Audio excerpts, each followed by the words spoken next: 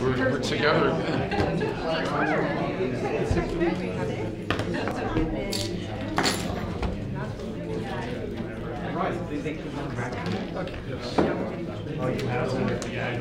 Okay, so we're in the green meeting.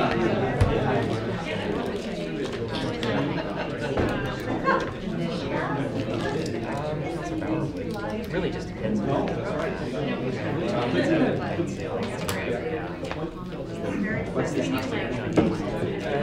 yeah, that's really in the event of emergency scenario.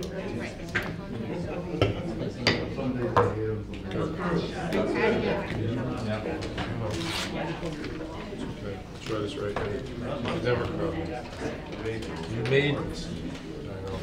Thanks to this guy. Oh, hi, Council. We wanted to make an entrance. We wanted to make an entrance on your first one. So I guess we're just waiting for Sean and Marilyn, the other here. Bigger? Okay. Okay. We'll He's wait driving a very slow car. You can't to get started. So here, Almost stuff. added 4.3, 4.7. Anybody else? Recognize me. Come on.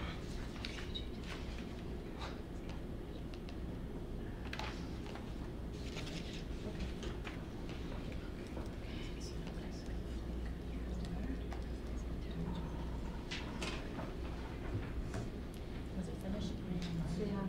No, we literally rushed out. Probably finished 10 minutes ago, so we need to rush out. So. Was there anybody left? Sean and Marilyn, they were parked. So.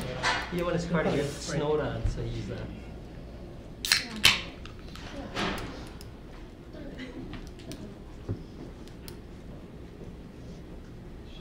Oh, vice chair. we have a fast truck. He was going over to the soccer fields. It's 4-wheel drive. So. Sorry about that. Sorry. Right, Mr. Hank, Ty, right, got it.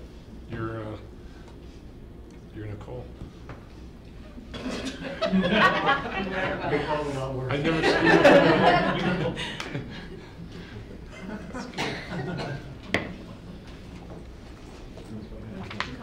you.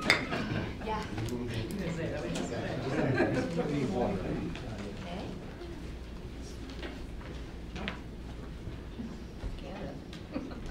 The AV today.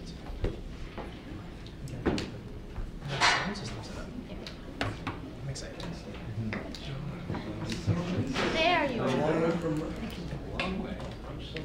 You had a fast car? Probably my short legs. Yeah, Marilyn slowed us holding down. you up. Sorry. See you in the. Rob Moving gives all really the feedback. fast. How'd you guys get here so fast? I thought Okay. we had lots of time. Sorry, Chair. I'm calling this meeting to order. Good afternoon, everybody. Nice to see you here today. Are there any disclosures of pecuniary interest? None? Okay. There are no disclosures. So we'll now move on to the adoption of the minutes. We have lots of minutes. We have the minutes of the capital budget and long-range capital forecast meeting on February 11th, 2019. Are there any questions on these minutes? No? Can I get a mover, please? Move. Regional Councillor Lee, thank you. All in favor? All opposed? The motion carries. Now we have the move the minutes of the operating budget information and education meeting on February 14th, 2019. Are there any questions on these minutes? Okay, can I have a mover please to approve these minutes? Regional Councillor Dyes, thank you. All those in favor? All those opposed? The motion carries. And now we have the minutes of the regular GGC meeting on February 19th, 2019. Are there any questions on those minutes? Okay, none. Can I get a mover to approve those minutes? Councillor Khan, thank you. All in favor? All opposed? The motion carries. And we have the closed session minutes of the GGC meeting on February 19th, 2019. Are there any questions on those minutes? None? Can I get a mover, please, to approve those minutes? Regional Councillor Crawford? All in favor? All opposed? The motion carries. And one more, we have the minutes of the operating budget meeting on March 4th, 2019. Are there any questions on these minutes? Can I have a mover, please, to approve those minutes? Mayor Collier. All those in favor? Any opposed? The motion carries. Thank you. So before we proceed to the consent agenda, with the permission of the members, I'd like to propose that we advance item 6.1 and invite Mr. John Mascara to address the committee. Are there any objections to this? Okay, great. In that case, I'd like to welcome Mr. John Mascara to the meeting, who's here on behalf of Aaron Barlis LLP, the appointed Integrity Commissioner for the town of Ajax. John is a partner with Aaron Barlis LLP in Toronto. He is a certified specialist in municipal law, local government, and land use planning and development. He is an adjunct professor at Osgoode Hall Law School, where he teaches courses in municipal law and land use planning, and is also the author of 6 published books in the municipal and planning law areas. He serves as Integrity Commissioner for over 35 municipalities and as a closed meeting investigator and ombudsman for several more. Welcome, John. Thank you very much, Madam Chair. I appreciate that kind introduction. Members of committee, thank you for having me here. I much appreciate the opportunity to come in and introduce myself to you today, and I look forward to working with council and staff over the next 4 years. The reason I'm here is because the province has mandated it. They haven't mandated me, but they've mandated every municipality shall have an integrity commissioner. One of the municipal accountability pieces of the puzzle that the province has put in. And that is as of March the 1st. Every municipality in Ontario must have an integrity commissioner or a contract for the services to be provided by someone. These were the Bill 68 amendments that made a number of other provisions, changes, including some changes to meetings, including open and closed meetings. So all municipalities now are required to have a code of conduct that governs the ethical comportment of their council members, as well as their local board members. So that's a new change. Before, you only had to, it was only permissive. Now it's mandatory, and you do have that. You have a separate code that deals with your local board members, and I'm actually the ethics czar. I've been called a lot of names. Integrity Commissioner is probably the most polite one, but you should Google it sometime. It's fascinating, the hate, the vitriol that people spill out there. So as I said, every municipality must have a code of conduct. You have one, and an integrity commissioner. So as of March the 1st, the role of the integrity commissioner has also changed. Prior to that time, my jurisdiction, and I should tell you, I've been an integrity commissioner, I think I started about 6 years ago. It started very innocuously. I taught a course in municipal ethics. And then Rob Ford was elected mayor of Toronto and gotten himself into a lot of problems. Someone was wondering, who do we call on stuff like this? So I was suggested, and so I got a lot of media attention initially because I happened to teach a course on municipal ethics. So I was commenting on Rob Ford quite a bit. I must say the premier is not a friend of mine. Anyway, I digress. And so the role was very limited. It used to be an integrity commissioner could only look on a complaint basis as to whether a council member had breached their ethical responsibilities under a code of conduct. As of March the 1st, it's changed fundamentally. That obligation, that function is still there. But now I also have a specified and express statutory authority to provide advice to members of council and local boards on the code of conduct. So if anyone, any member of council, any local board member should have an issue, have a question about whether they comply or don't comply with the code of conduct, I can give advice. I can give specific written advice. Fundamental to that is the province has now deemed it appropriate that you can also come to me and get advice on the Municipal Conflict of Interest Act. That's something that you never could do before. Your obligations were always personal. As you know, you swear an oath of office, and there's for declarations that you make. The third one is, I promise that I will declare a pecuniary interest, as you called at the beginning, Madam Chair. Do you have a pecuniary interest? And so you declare that you will declare a pecuniary interest, direct or indirect, under the Municipal Conflict of Interest Act. What is that? How does that function? The obligation was always personally on you. You can never go to your town lawyer, Mr. Hawkshaw. You could never go to the clerk. You could not go to the CAO. It was your own personal obligation. So if you needed to get a lawyer to look at it, it would be mostly paid out of your own pocket. The province has now deemed it appropriate that as part of the accountability framework, one of the things that you can do is ask me for advice on that. So that's a new change. The counterpoint to that, though, is if you've read the Municipal Conflict of Interest Act, let me tell you, you really should. It's very important. Someone can bring an application against you prior to March the 1st. Only an elector could bring an application against you, and it was an application to court. But that application could have very draconian consequences, one which was removal from office. So the removal from office is still there.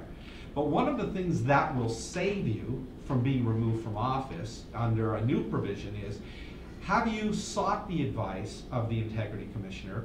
Have you disclosed all relevant facts to the Integrity Commissioner? Have you received a written response back, and have you followed that? So I'll tell you, if you do that, you will be immune from getting removed from office. Even if I've been wrong in giving you the advice, how could that be imputed to you? So there is a real benefit to you asking for advice on that nature. But as I said, the counterpoint is that now any person demonstrably acting in the public interest can ask me to do an inquiry whether any of you have breached your obligations under the Conflict of Interest Act. So it kind of goes both ways. So it's an entirely new jurisdiction and a new authority that integrity commissioners never had before. Fortunately for you, I've been sort of practicing in the area of municipal conflict of interest for, I think, ever since I've been in private practice. And full disclosure, I used to be an in-house municipal lawyer. So I come to it in a very honest way. I come to it like your own staff. I used to be an in-house person. So I hope that I can at least bring a little bit of that thought and knowledge as to anything that I may advise you on. As of March the 1st, you can come to me and seek advice. The hitch is, you have to ask for the advice in writing, and I have to respond in writing. That's not my requirement, it's the requirement under the Municipal Act and the Municipal Conflict of Interest Act. The reason it's there, it's important, right? Because if you haven't disclosed all relevant facts, and you haven't put it in writing, it's sort of hard to discern, oh yeah, I told the person, no, you didn't tell me. So the Act requires this. There was a change proposed to the Act. It's very interesting. After you've done this job for a while, you realize how things sort of work. It was proposed at first instance that the Integrity Commissioner could go in on his or her own volition and do an investigation. That's been taken out. The province, by, I think, representations by AMO and AMCTO said, do we really want an Integrity Commissioner to go in on their own volition, on their own initiative and start doing things? And I'll tell you, I actually think the change, there was the change between first reading and second reading. I actually think it's correct, but I differ with a lot of my brothers and sisters who do this sort of work, who said, but the only person who would actually find out about things is sometimes the Integrity Commissioner because of the work that they're doing. So you should have allowed them to go do it on their own initiative. I sort of took the opposite view. I said, well, first of all, anytime that you do an investigation, it takes quite a bit of energy and wherewithal to be able to go do that, time and energy. Do I really want to, on my own, say, by the way, I'm going to go and investigate this, and I have to interview 30 people, and it's going to cost you this much? I just didn't think that was really appropriate. So council can always, of course, ask and direct questions to me, and I often get, the ones that are directed are things like, there was a breach of confidentiality at one of our in-camera meetings, and we don't know who did it, so could you investigate? So I do get directed from council often to do things like that. In my investigative role, there's significant powers granted to an integrity commissioner, as they are under an ombudsman or a closed meeting investigator. I have free access to any information that I would like to see that's available to the municipality. And my authority overrides MFIPA. So personal information I can look at. So I want to get it out on the table. I have a right to subpoena and a right to compel evidence. So you may not want to give evidence, and I can subpoena you and demand that you give evidence. I am not compellable as a witness. So I may get my decision challenged or my report challenged on a judicial review application, but I'm not compellable to be a witness at that matter. And importantly for you to know is, you indemnify me. This is a real fundamental change. Most RFPs that used to go out would say, you as the proponent indemnify the municipality, all its members, staff, and everybody else. The legislation says the opposite now. It says very clearly, I'm a statutory officer. As long as I act in good faith, I get to be indemnified by the municipality if anyone should want to challenge anything that I've done. And it has happened. Sometimes I'm investigating a member of council who doesn't like what I'm proposing, and the person may want to bring a judicial review application. I've never had one of those. I once had someone go to court seeking to block my reports. They didn't like what I was going to say, and went to court, and the judge dismissed it pretty readily, saying, I think the integrity commissioner has a duty to report under the statute, so I'm not going to preclude that. The other thing that's very important for you to know is I operate under a duty of confidentiality. So anything that comes within my knowledge as I do an investigation or as I do any work, even if I'm seeking to give you advice on something, I'm subject to a duty of confidentiality, and that can't be breached. So someone can't come and say to me, well, you gave advice to the chair. We want to know what that advice is, and specifically what she may have told you. And I will argue, I'm under duty of confidentiality. I can't disclose that. So even though I'm not your client specifically, I'm the municipality's lawyer as an integrity commissioner, the advice that I can give to you is subject to confidentiality between you and I, and anything that's on an investigation. The one exception to that is when I report, I can disclose such matters as may be important or I may deem important to disclose. So if there's been a breach, then I may need to disclose certain things. The one question that I always get asked if you receive a complaint is, who complained? The first question, and as you know, in general, the rule is the complainant's identity is not disclosed. There may be instances where I have to disclose the person's identity. For instance, he said, she said sexual harassment claim. The only way that anyone could ever defend themselves is to know who said it, what the circumstances were. But other than that, if someone complains about something that you may have said at a council meeting that was actually recorded, why do you need to know who complained? Why is that important? So I always say it's not to be disclosed, and I'm not sure, and you can correct me, Alec, I'm not positive under your code, but I don't think that there's any obligation to disclose. I think it actually says complaints shall be disclosed but redacted as to the name of the complaint. Depending on the circumstances. Depending on the circumstances. So, and by the way, I don't impose any penalties. All I do is recommend the penalties to council. And there's only 2 penalties that I can recommend if I find a contravention. There's a reprimand, and that's undefined under the statute. Doesn't say what it is. And it's a suspension of pay for up to 90 days. Those are the only 2 penalties. Your code and I think the general law allows remedial or corrective measures or actions to be recommended. There was a very interesting one, if you've been following the news, up in Witchard-Stouffville, where the mayor there, former mayor, put what I can describe as a CSI wall Yeah. in his bathroom. You know, it was a hit list of people that he didn't like, if you've ever watched Homeland or what's it called, any one of those, there's that CSI wall. And the question became what kind of corrective measures can be imposed, and the court was very clear. You can't impose anything that's punitive in nature. It has to be remedial, and the court ultimately found that what the municipality in that case sought to impose was ineffective because there were actually penalties.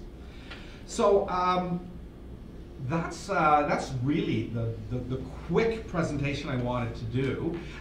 I will be your point of contact, but in case you're wondering, because you heard the chair say that I look after 35 municipalities as Integrity Commissioner, how am I going to do all of this all at once? I don't work alone. I have a team. I have currently one partner who specializes in workplace harassment investigations. So she's very familiar with sexual harassment, bullying, intimidation.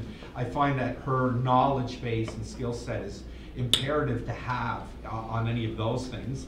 And then I have a number of associates that work with me who I've trained and who certainly know the Municipal Conflict of Interest Act, the Closed Open Meeting Rule in Ontario, and things to do with what are our jurisdiction under the Municipal Act dealing with Integrity Commissioner work. So I hope to be of good service to you. I do look forward to working with you, and I hope that if we do have interaction, it's on the advice-giving function and not on the investigation complaint basis. Someone said to me the other day, your job is sort of thankless because you never really make anybody happy on an investigation. It's true. The complainant always wants you to be removed from office, to be thrown in jail. I don't have any of that authority. As you know, you really can't get removed from office too readily. But the one thing that you can get removed from office is if you breach the Municipal Conflict of Interest Act, and I hope I can help you there.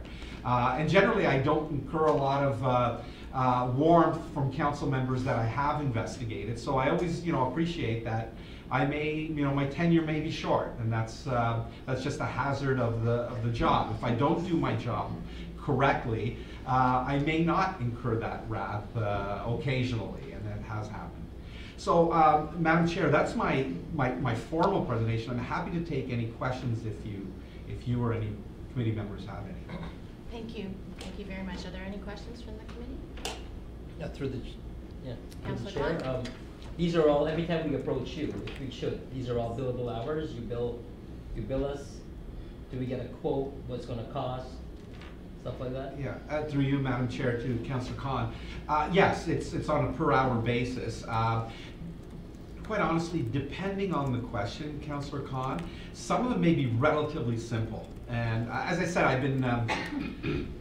really have been sort of specializing in the area. I've gone to court several times to mostly defend or respond to applications. I have done it once on the other side.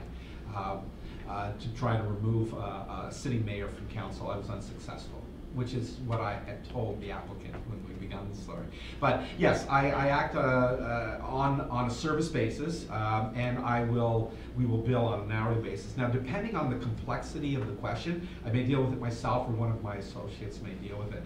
So clearly, they're a lot cheaper than me. So, but I wouldn't give you a quote. Sometimes you don't know until you get into it. And they've ranged, quite honestly, all over the place. Some people have asked very large, all-encompassing questions because they have a number of businesses that do work at the municipality. Their spouse may be employed in the business. Their kids may be working in the municipality, so you can appreciate all the ramifications. So sometimes it's taken 6-7 hours to give an opinion, sometimes it's 20 minutes. I can't give you a ballpark. Usually I like to say, I'd like to get back to you, I'd like to do it in less than an hour, but sometimes it's quite nuanced. So I can't give you a specific, I hope that helps. Thank you very much. Thank you.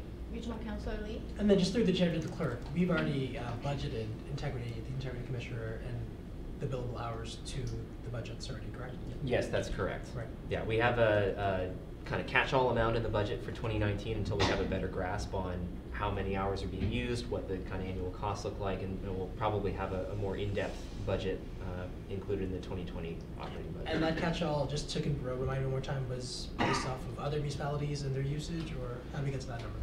That number was simply a value that was based in part on the bids that we received for the process, understanding what the billable hours were like and the amount of anticipated usage. Whether or not it winds up being an accurate amount remains to be seen. Great, thank you, thank you.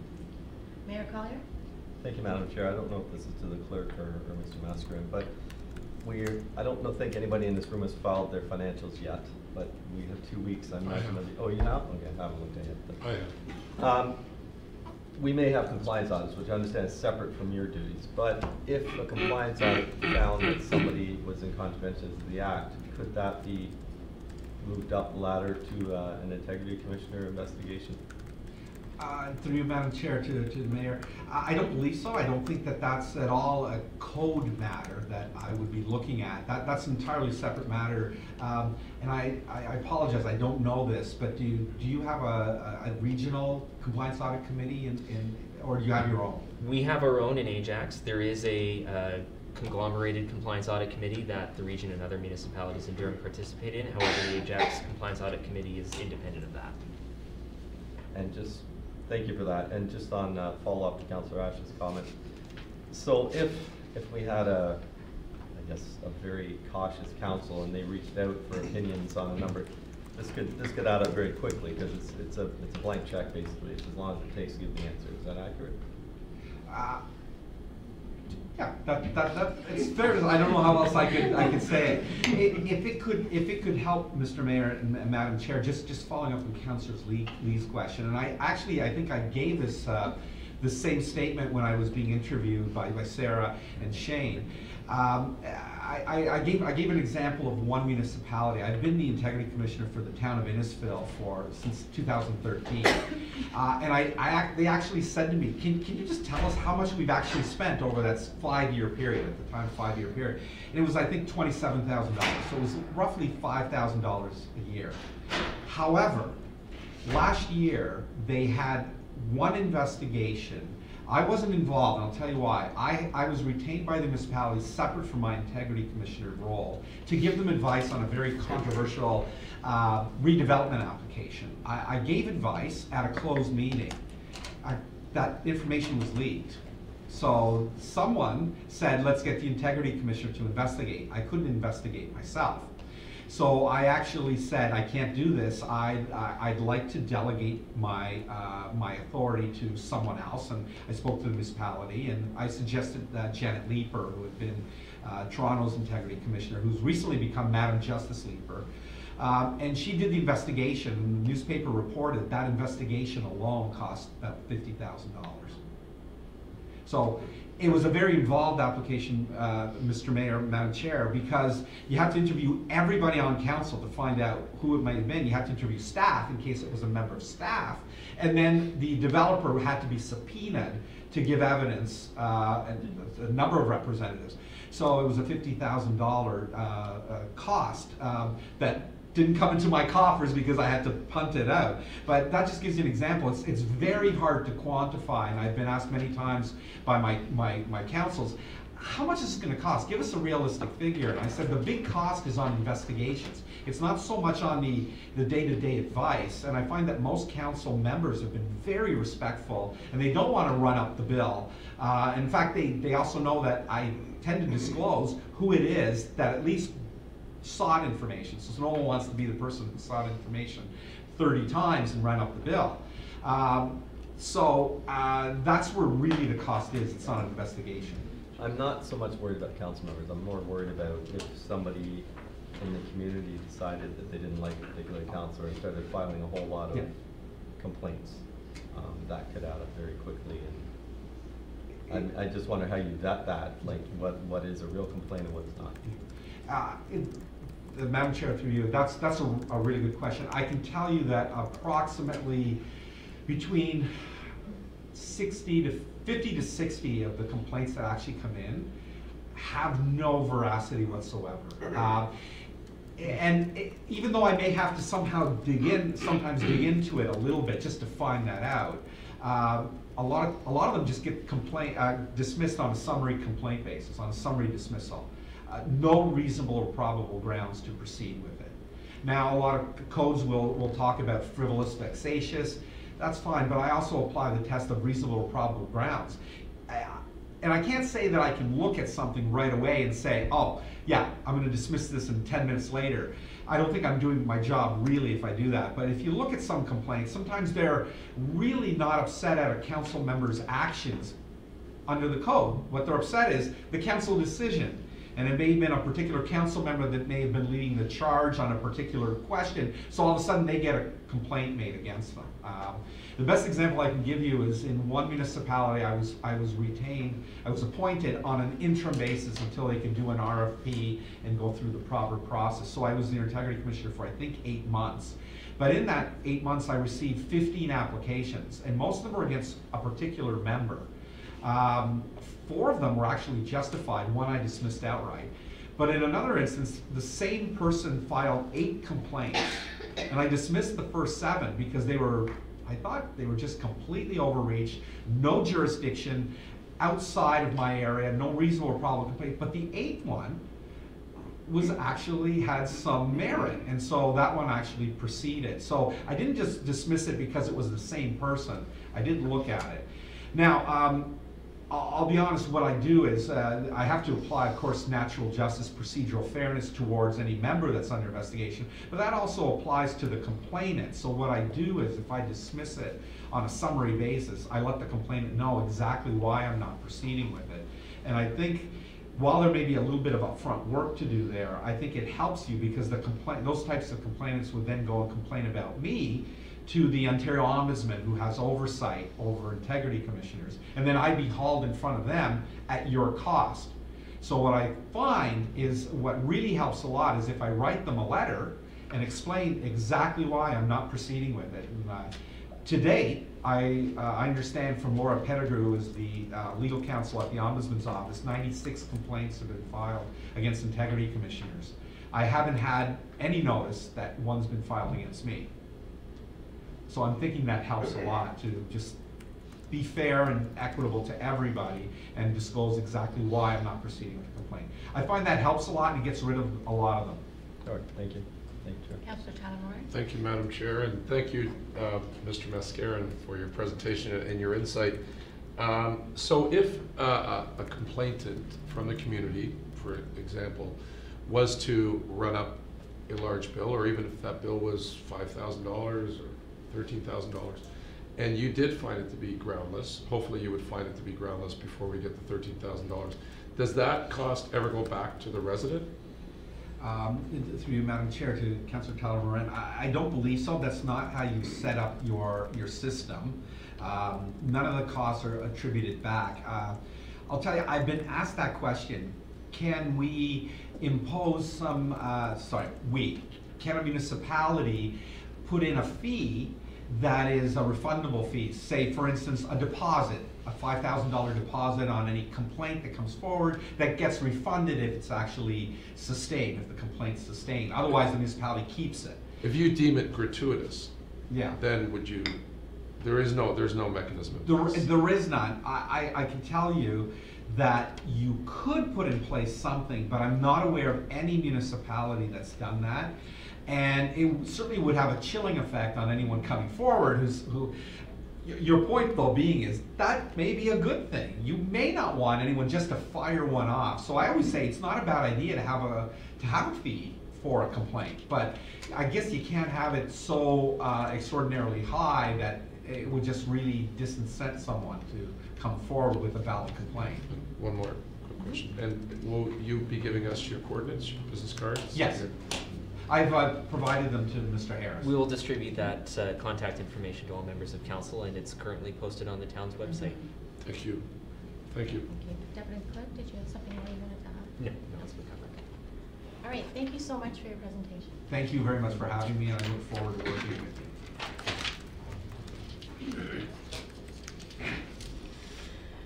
Okay, so we're going to move on to section 4, the consent agenda, and the following items have been pulled for discussion. Sean had a comment as well. Did he? Okay, what did you pull? I pulled 4, 1, 3, 4, and 7. So 4.1, 4.3, 4.5, 4. 4, and 4.7. Okay, by Mayor Collier. I'll move the rest. Okay. Anybody else pull anything? Didn't you? I did, and they're 4.3 and 4.7. Okay, so Regional Councillor Crawford has moved to approve the balance of the consent agenda. All those in favor? Any opposed? And the motion carries. Okay, Mayor Collier, would you like to start? I'll be very quick with most of these. They're very quick answers to Ms. Strain. I just noticed, if I'm reading this chart correctly on page 2, the prior tax arrears collection stats, 13 we had 1, 14 0, 15 40, and then 622, and then 6,376.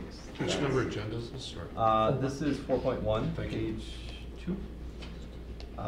Can you just explain, am I reading it right? There was a like 40 times increase in 1 year, then a 15%, then a 10%?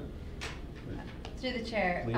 Actually, I was looking at this chart earlier today, and I thought, you know, we could probably do a better job presenting I this hope I properly. misinterpreted. Yes. So what this is speaking to is our abilities and our success at the collection of tax Okay. arrears. So what it's saying is that as of December 2017, there was 7,000 accounts in arrears, and now of that, there's now only 686 left in arrears through our collection processes. So it's actually a good news story. But there was a significant jump between 16 and 17. So that was just at the 600 end of that plus. year. From each of those years, there was an arrears. Okay. So we will do a better job on presenting that next time, because I did look at it and I went, I think we can do better. Yeah, that's scary. So That's a it's- scary trend. Yeah, no, it's not, it's actually a good trend. It's saying that Okay. we're doing a good job in collections. Good, okay. Yeah. No, I mean scary Yeah, I that wouldn't people have are that getting one. into I read it collections, wrong, too. that are getting into collections. Okay. Okay, I'll move that, Madam Chair, if you like. Is that, anybody else have questions? I think Regional Councillor Lee? Just to, through the chair to the Director of Finance, 3.1% in arrears, is that a good average? Like, I mean, obviously 0 is an ideal average, but Right. in terms of a municipality, is 3.1, is that high, low? I can't speak for all municipalities. I do know that we have a very consistent arrears balance, and I think we have a very friendly, although successful, collection process. And we find solutions for our taxpayers that find themselves sometimes falling a little bit behind. And we have various payment programs that they can use, and seem to be very appreciative too when they have the opportunity to do that. So the total amount collected, that includes our quote unquote success stories. So no matter what, we'll always kind of be in deficit of about $16 million is kind of on average. Yeah, I mean, I'd say we're usually between about 11 and 15 million Okay. of receivables, yeah. Thank you. Thank you. Any other questions? Okay, so Mayor Collier moves for 4.1 to be approved. Is that the right wording? All in favor? Any opposed? Okay, motion passes, so we'll carry on to, what was your next one? 4.3? Boulevard grounds maintenance. Yes. Go ahead, Mayor Collier. Who wants this? Actually, you know what, this is probably to Catherine mostly, but just, we're entering the season, and like every year when the snow melts, and it's gone quickly this year, we see all the garbage. Yes. And thank you for getting people out early. I've noticed cleanup already, and it is noticeable, and it is very much appreciated. I'm just wondering, because in the past, we haven't been able to really get moving on things till the summer students come on around May 6th, I think is this year. Yep. But with this, these guys are doing all the regional roads. Is that accurate? Looking at the map, it looks like it's Taunton, That's true. Salem, Through the chair, it Weston. is actually town and regional roads. It is town and regional roads? Yeah, so the mapping that was provided in the report identifies the locations and the hectares as it relates to the town responsible boulevards and the regional responsible boulevards. But all the red that I see on this map Second map. is There's two maps. Yeah, there's two maps. There we go. Yeah. Okay. So we would recoup what, about half this from the region?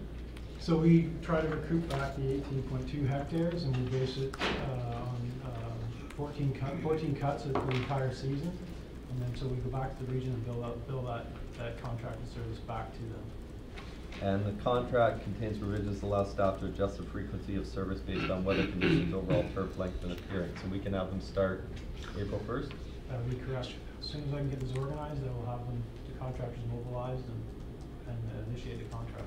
Okay, and just one thing that drives me crazy each year, the blade has to be low enough to take the yellow off the dandelion. Again, we're looking at all possible ways to try and improve that service. Okay, I will be watching, thank you. Are there any other questions on that? Regional Councilor Lee? Just a quick question on the RFT in general, because, you know, we're starting to see these processes more and more. And naturally, it always goes to the lowest bidder, presumably, right? So we get our, you know, best bang for our buck. But is there certain provisions if they don't kind of hit a certain standard of quality that we get some of that money back? Or there's some sort of financial penalty for these companies? Through the chair, there is no penalty clause to Councilor Lee. There is no penalty clause built into our service agreement with them. We do evaluate them on an annual basis, and we have the right to terminate if the service isn't provided, but we do not pay for services that aren't delivered. Okay. Great, thank you. Regional Councilor Crawford? Hi, through you, Madam Chair, to Catherine. Is part of their contract to pick up illegal signs? So signage that, Within the, you know, the basement in 3 weeks that we always see Yeah. pop up when there's any form of grass? Like those are illegal signs, right? correct. Put throughout the neighborhood. So Yep. is part of the contract for these guys to pick up those signs? This is litter. They're principal to that. Through the chair, if they're on regional roads, they may not be illegal. There's specific provisions in the Yeah. regional sign bylaw that allows wire signs out on regional roads.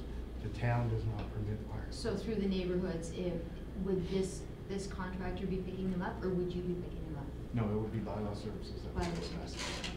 How about some election signs that are still up? If staff I were have one aware- every day on my walk. If staff were aware of locations, we would remove them. Okay, I'll send you an email. Use abjects. Okay. I'll send you an abstract. Any other questions? Madeline, you're done? Yeah, thank you, thank you. Mayor Collier again? Thanks for letting me back in. Just further on the signs.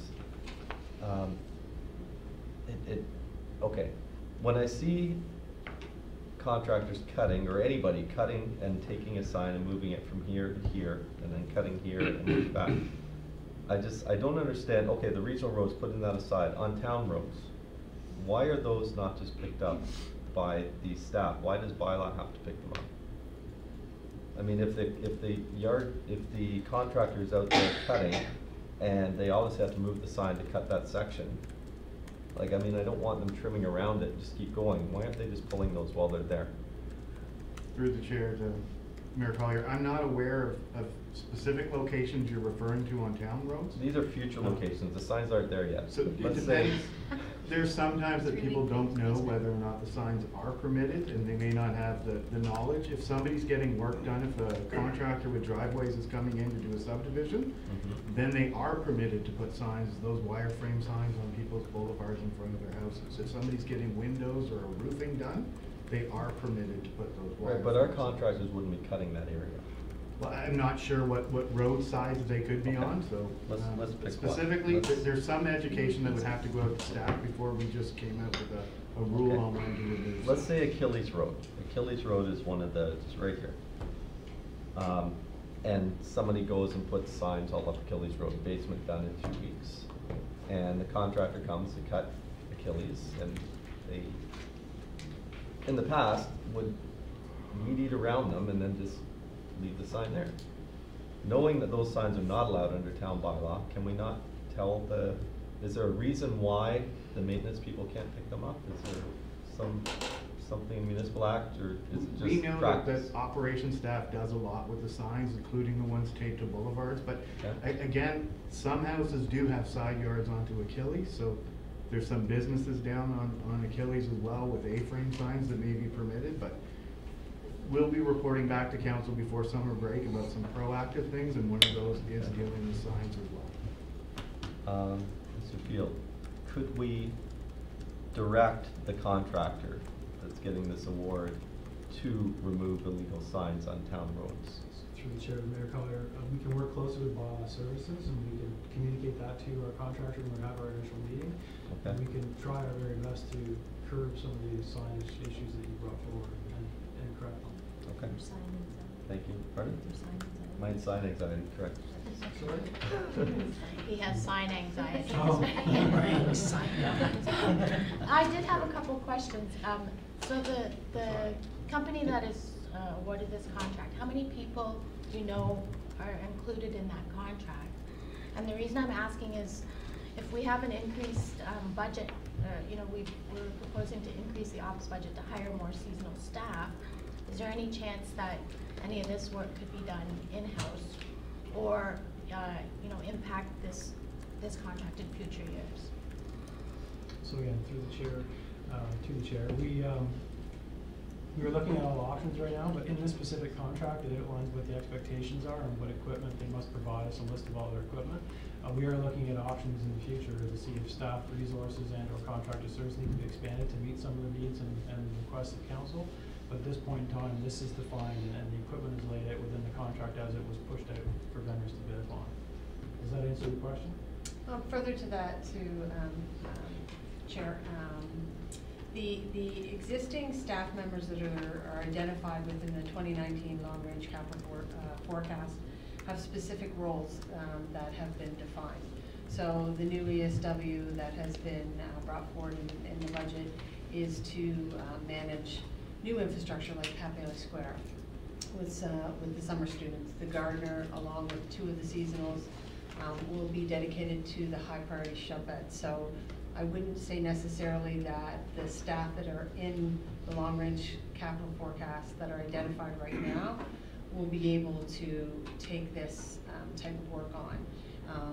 In the future, that's something that we need to look at through a number of reviews. We'd have to look at, to Mr. Field's point, the equipment that would be required to deliver this service, the amount of staff that would be required, the administrative component to delivering this service, and the supervision required to deliver this service. So we would need to do a cost-benefit analysis in regards to if it makes sense for us to take the work on in-house or to continue contracting this work out.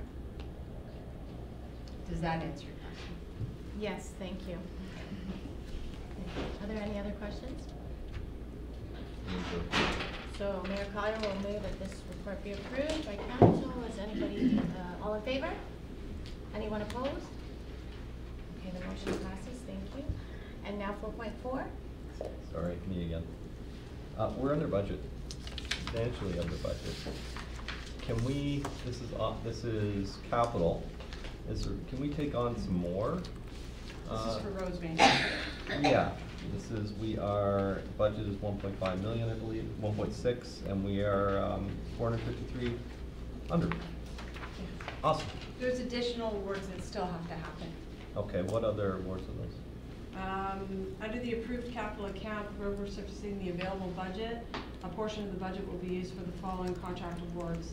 Design and reconstruction of the portions of Lakeview Boulevard from Pickering Beach Road to Shell Point Road, including on and off road bicycle lanes.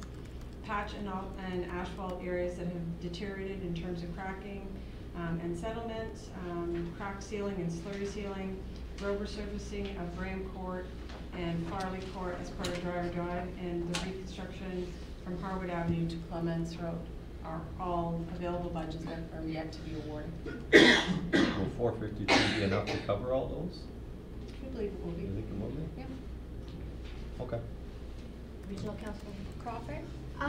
The Ravenscroft one, from Delaney to Roslyn, that's also up for road counting. Will that coordinate with that? Will it, do we coordinate any of these efforts?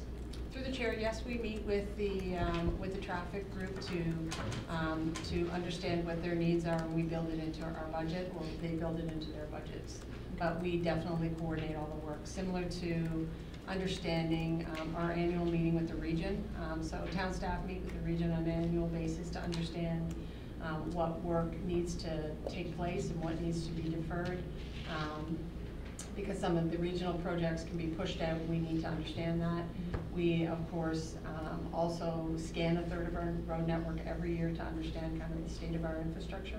But we do a number of coordinating activities with various internal and external groups to ensure that we're making the best decisions and moving the projects forward at the right time. Thank you. Any other questions? Could I have a mover to Councilor Lee? Councilor Lee. All in favor? Any opposed? Okay, the motion passes. And the next item I think is 4.7, 2018 Impact Ajax Community Support Program, followed by Mayor Collier. Sorry. Okay, actually, it's not really even on the report. It's just a question about Impact Ajax in general. I passed on some feedback to you and Mr. Gruber about some, and I'll use the Lions Club, for instance, with their Christmas dinner for the seniors. And them not being able to, they could get the funding through Impact for the free room, but the second they decide to serve a glass of wine with limes, that goes away.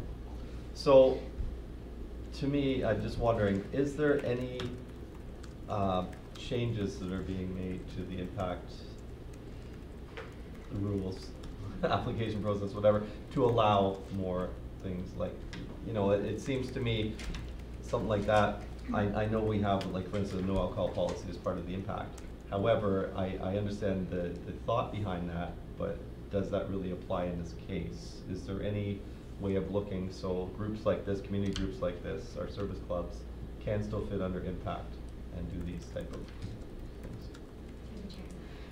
So it's something that we've looked at a lot over the last couple of years, over the last 6 years that we've had Impact running. The main reason that we don't allow alcohol is due to the high liability associated with it. That's kind of the first piece of why we've stayed away from that. In terms of tracking projects, in terms of engagements, in terms of being open to the public, we want to make sure that that risk is out of that. Also, when we look at anything associated with Impact Ajax, we try to make it a barrier-free program, which would mean that anything that we support can't have any fees associated with it. So that means that if we support any event or program or otherwise, when participants are attending it, they're not even paying $1 for food when they're going to make sure it's equal access. In the cases like the Lions Club serving alcohol and otherwise, that'd be a provision where now when somebody's coming, they're having to purchase the alcohol. So from our kind of philosophical perspective of Impact, that's where that kind of negates what we do. However, we are looking into other potential streams, the feasibilities and best practices in other municipalities, and we are looking at events like that and like such, that are larger events or that are events of different types of natures. So that is something that staff are now working on right now, is just looking into the evidence and the research on those pieces. I wasn't aware that it was a purchase thing. I thought they provided it, so that was my understanding. But that is, and again, I get the spirit of it. You don't want to fund a community barbecue, for instance, somewhere and have everybody out drinking on the streets or something, right?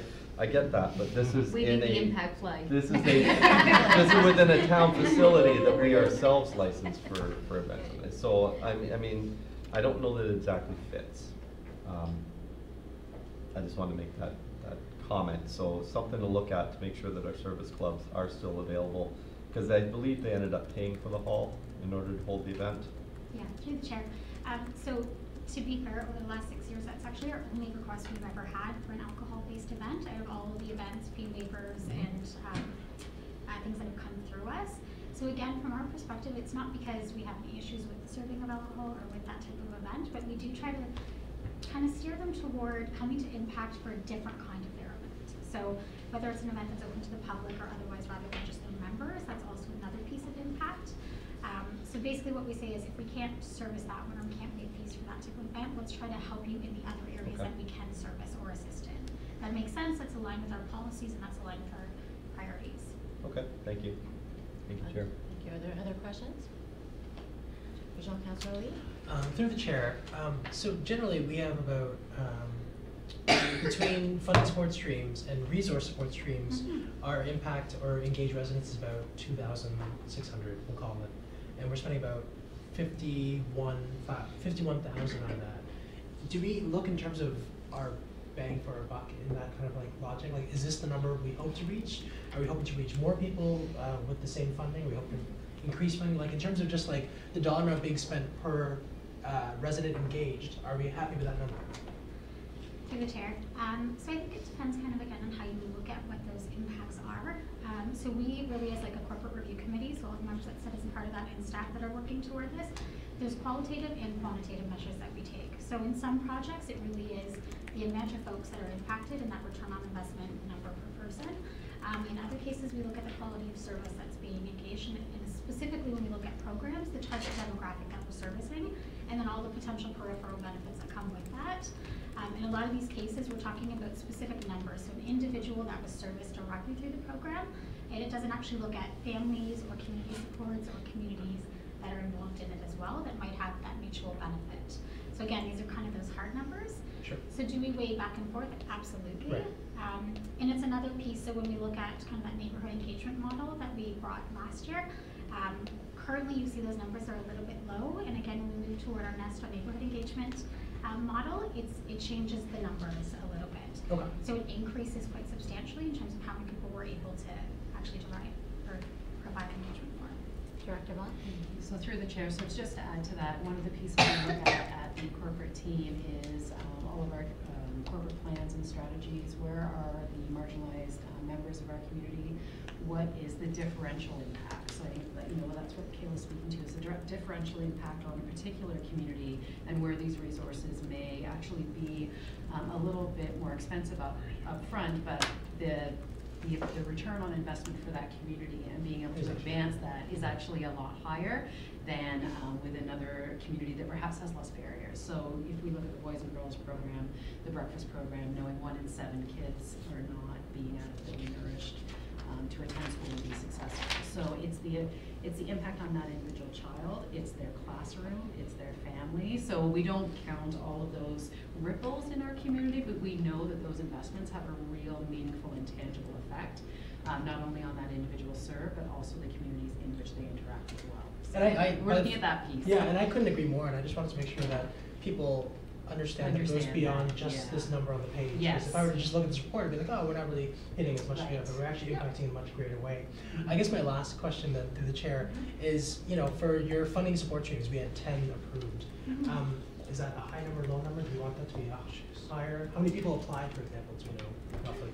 Through the chair, that's a great example, and to be honest, it fluctuates based on year, it fluctuates based on resources within our local not-for-profit sector. Right. So they're able to apply, they're able to get the actual application in, and then if they're able to staff the actual project and or service the project for the year. So again, it waxes and wanes based on that.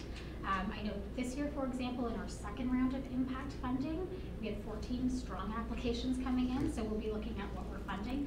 But again, the committee needs to really look at not necessarily numbers of projects supported through funding, but the impacts of those funding and whether or not we think that that not-for-profit is actually able to conduct it successfully with the support that we're able to provide annually. And those impact cafes, we're seeing good turnouts at those. It's a good way of reaching different community groups. Oh, absolutely. Good. Yeah, our job cafes this year, I think, proved a significant increase in terms of not only the types and the context of the issues that are coming forward, but aligning with our corporate strategies and also really helping them build capacity through the entire process of applying to this type of funding model. Director Vaughn? Thank you. To add to that, I think one of the things that we're really trying to impress upon community organizations is that not only are we giving you the funding and the room, but we're also helping you to build your understanding, capacity, knowledge base. So in impact cafes, for example, the organizations actually sit with our community developers. They map things out, like they're with them every step of the way. So what we're seeing is a better quality of application because we're working with them to get them to let's have all those questions on the table. Let's talk about what the sticking points are. How can you ensure that this is really serving your targeted demographic? What might be missing in sort of your thought process? So we're also trying to build that thought process, that capacity. So how do you make these projects sustainable? How do you ensure that your proposal is successful? And when the groups engage with us at the early stage and take that advice and revise, their application is much more likely to be successful. It's stronger, it's better, it positions them well for a next round of funding with a larger funder, as opposed to someone who at the last minute throws an application in. You can tell the difference as a review committee when you read that application, who has really understood and worked through the process, as opposed to those who said, oh, money's available, I'm gonna throw something in at 2 o'clock on the deadline day. There's a very big difference, and I think it carries them forward with other funders as well. And I think that's worth noting as well, generally because, we, at the doors, we heard somebody saying, oh, the impact program is inaccessible, and we heard some criticisms towards that. So I'm just glad that we're making huge strides in making it more accessible and we're getting better quality programs. So thank you both. Thank you. Councillor Tyler-Warren?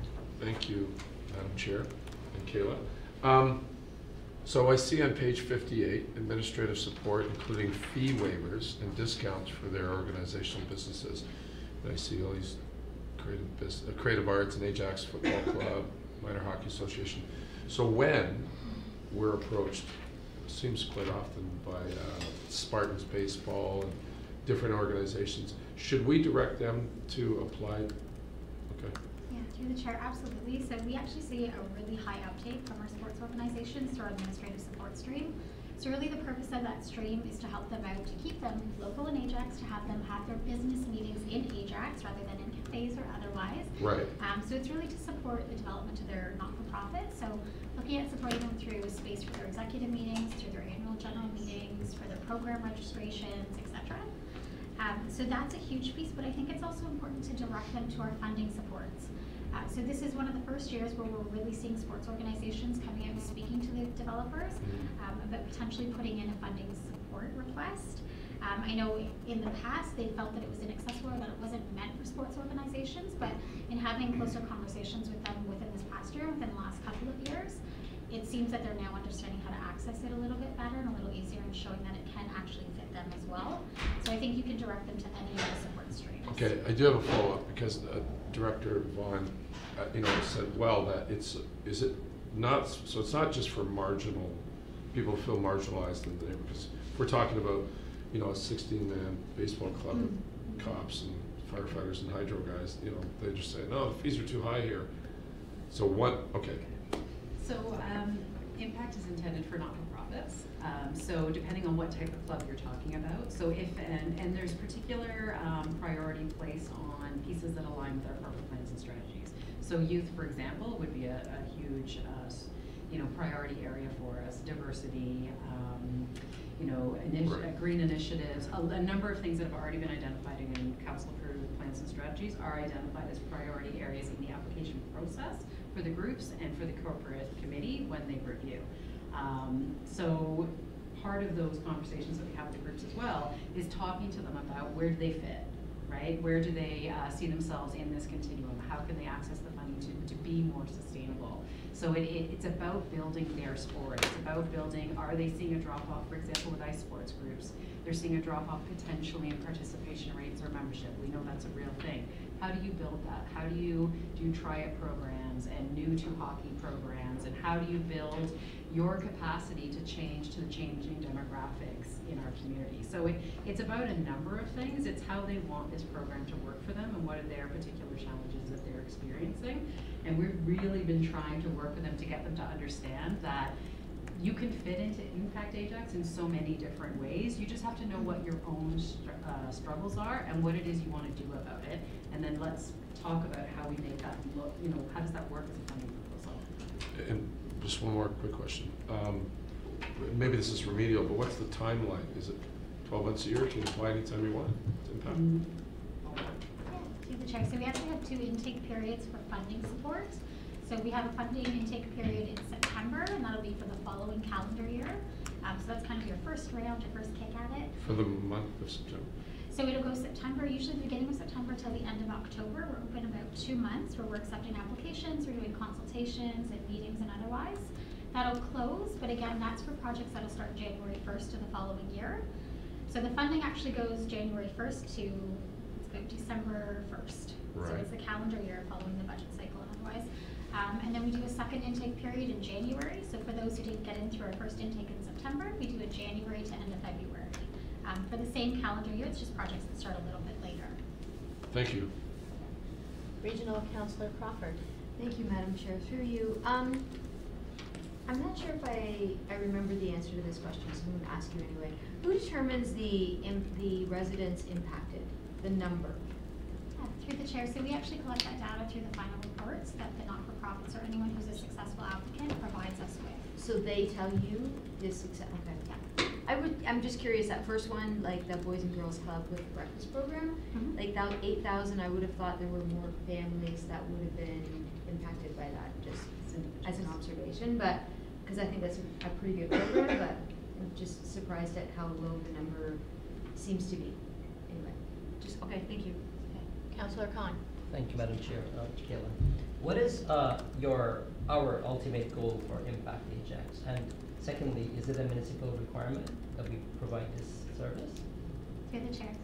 From what I understand, it is not a municipal requirement, but it is something that has really built capacity within our communities, both in our not-for-profit sector, within our community groups, and I think within our residents as well. Really kind of the whole crux of Impact Ajax is to build that kind of innovative sense of bringing all the players to the table to make a community-based collaborative change. That's the whole point of it, whether it's through funding, whether it's through resource supports. It's really putting the onus back on our community to deliver the supports that maybe the town can't always do, or in areas that the town has no space to do it. So really it's putting it back in their hands, but I think the interesting part of Impact is that it also gives the town a really neat opportunity to work directly with them and to build capacity in a different way. So making sure that they're set up for success in applying to other funders, larger funders, more sustainable funders, and also teaching them the processes of navigating the municipality. So that's where we're a little unique from others. Thank you. Regional Councillor Crawford. Sorry, I had another part to my question. So if somebody has applied for a program and we give them money, they can't, if they want to get additional funding, let's say this year, the program has to be changed, right? They can't present that same program.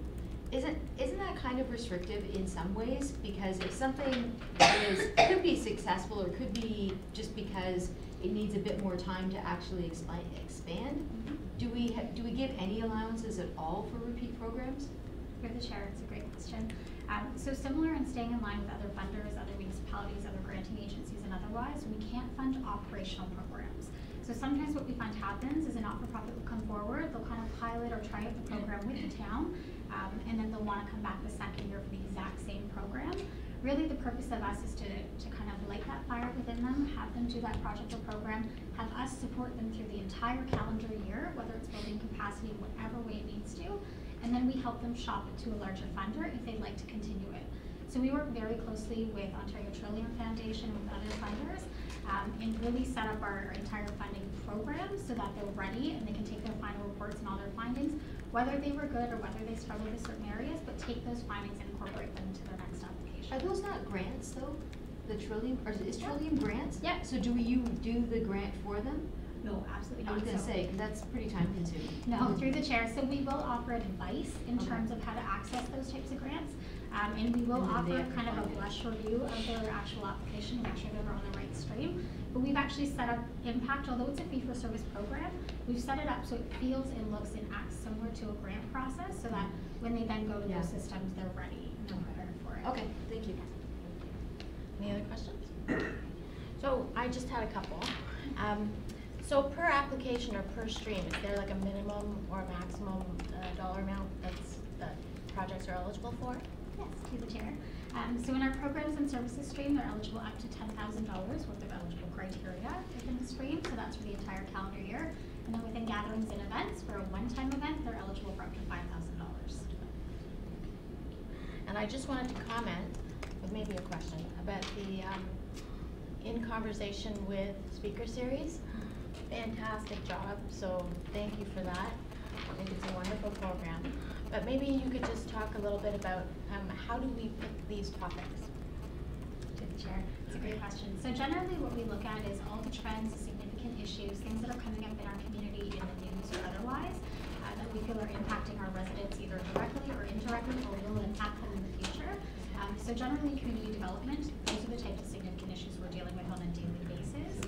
And we're following all those trends and reports and seeing where those go, whether it's through our safety lens, whether it's through following provincial approaches and otherwise, and that's how we're selecting what feels to be the hottest topic of the years. Okay. So do you think is the fact that we're going to be having retail cannabis shops opening in a few weeks, would that be considered a topic? Yeah, to the chair. So we also take suggestions at any time. When we initially went to senior management, we actually collected quite a few suggestions from them at the time. But if there is ever something that council sees or that senior management sees that they'd like to see potentially put on the agenda, whether it's that year coming up or otherwise, we can definitely take that in. Anybody else? Okay. Thank you very much. Regional Councilor Lee moves this. And all in favor? Any opposed? Okay, the motion passes. Thank you. All right, so let's see where we're moving to now. Agenda point 5, discussion. There is none. Okay. And now section 6, presentation. 6.1 we've already addressed with Mr. Mascara. So we'll move to 6.2, the corporate asset management policy by Director Bridgman. Good afternoon, Mayor, members of Council, and senior staff. Thank you for having us today. Rick Chalmers and myself are here to present the corporate asset management policy. Back in 2015, the province legislated that all municipalities are required to have an asset management plan. I know since Council was sworn in, Director Strain and myself have been talking a lot about the town's corporate asset management plan, what it means to the organization, and the future of asset management within the town of Ajax. In 2016, we brought forward the first asset management plan for council's endorsement. At that point, it set forward the framework for asset management going forward. The policy is the next step in the asset management evolution, and we thought we'd take a minute to actually provide the new members of council what we've done to date and the steps that we've taken. So I'm going to turn it over to Rizzo. Thank you for allowing me to Thank you for allowing me the opportunity to present the asset management policy to you for you today. For the next few minutes, I'll provide background on asset management at the town, give a brief update on asset management legislation, and introduce the corporate asset management policy. But before we get started, I'm going to play a short video on asset management.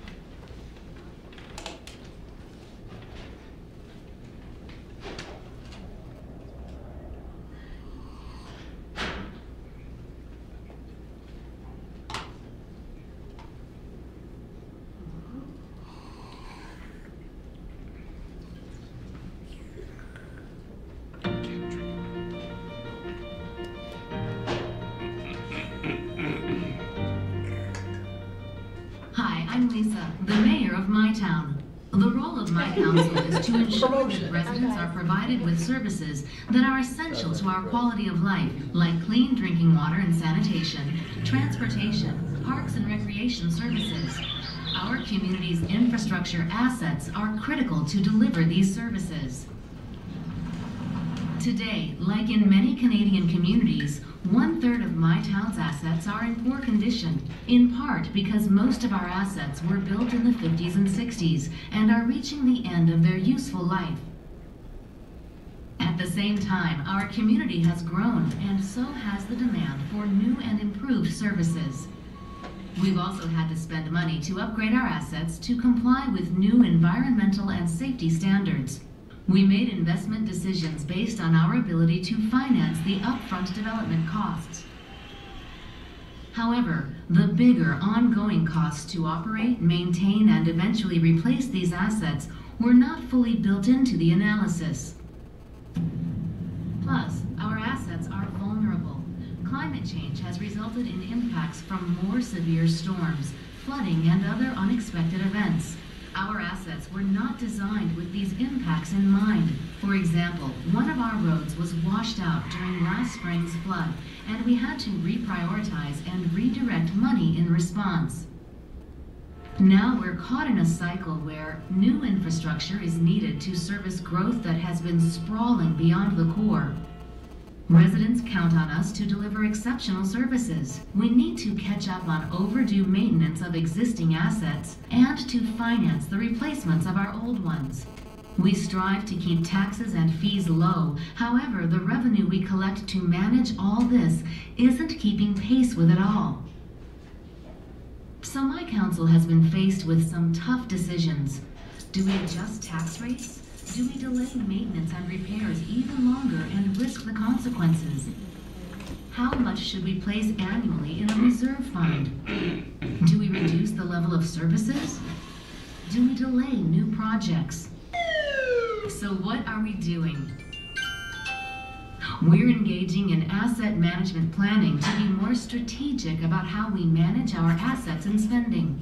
We're reviewing our assets across all departments in a holistic and integrated way. We're evaluating the full life cycle costs of different capital assets and land use decisions to ensure we're choosing the best long-term option for the community.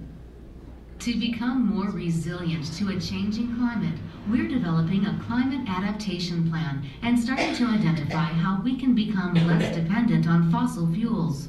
We now recognize the value of the services our natural assets provide, like managing stormwater and improving water quality. We're also speaking to residents about the cost of service delivery and their needs and priorities. All this work is helping us to coordinate our infrastructure work and set priorities. Now we have an ongoing process in place that is proactive and allows us now to make better informed and strategic decisions. We're now much better placed to support my town's economy and our residents' quality of life sustainably. The health of our assets is central to achieving these goals. Do some of my town's challenges seem familiar to you?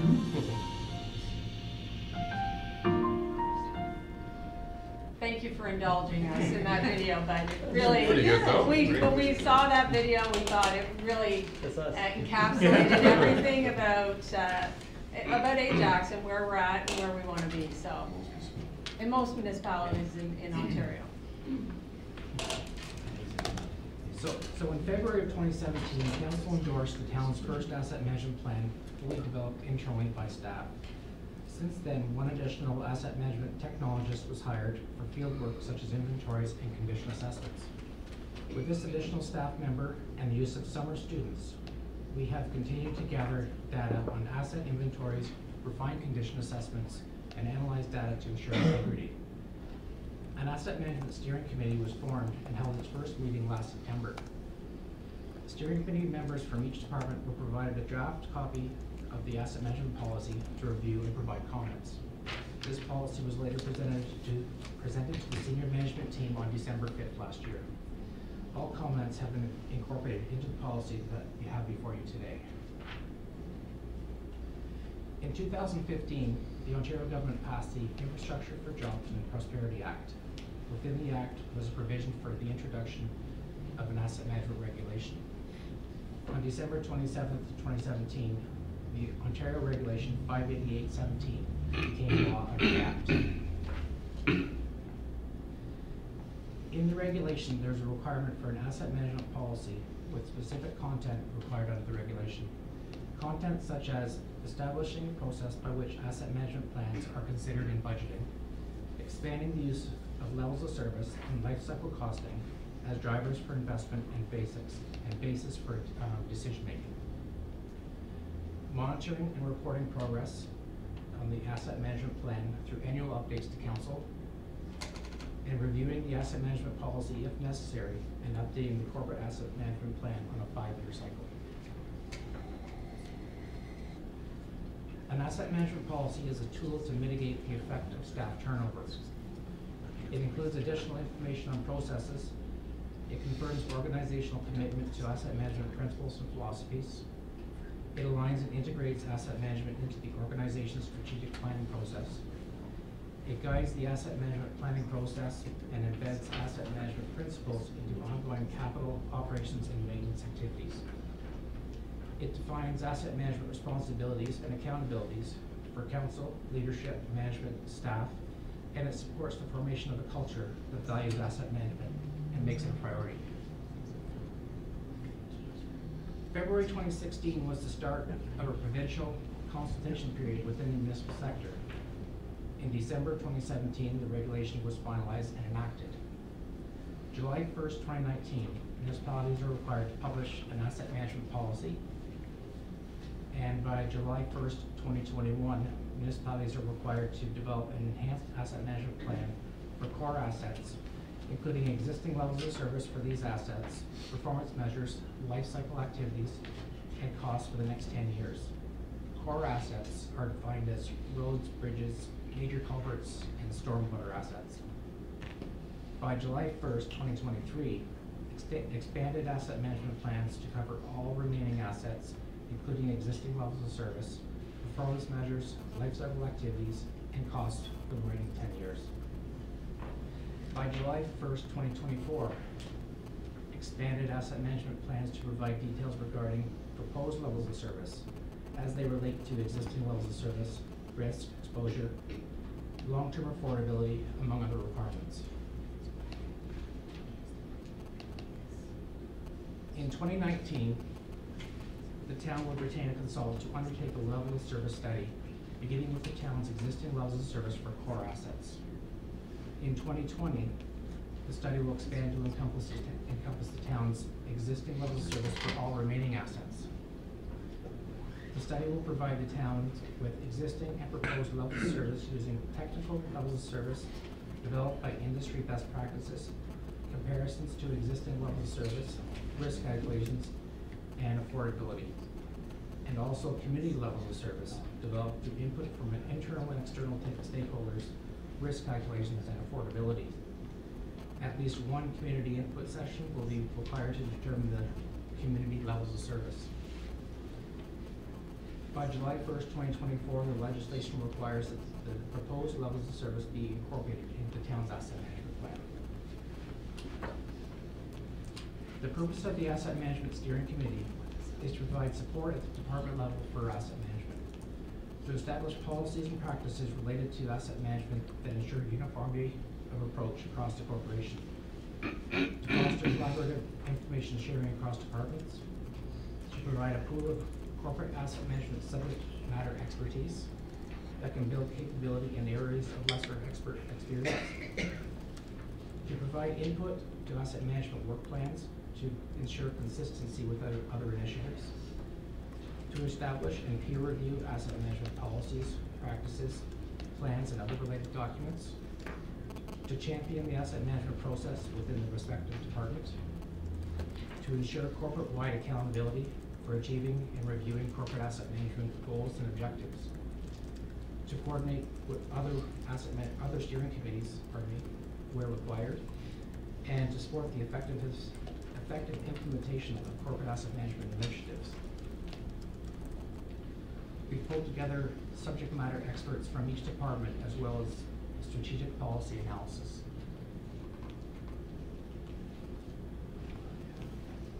The legislative deadline for asset management policy approval is July 1st, 2019. Today I've provided background on asset management and an overview of the policy and recommend that Council approve the asset management policy as presented. Once approved at the March 25th Council meeting, the policy will be posted on the town's website.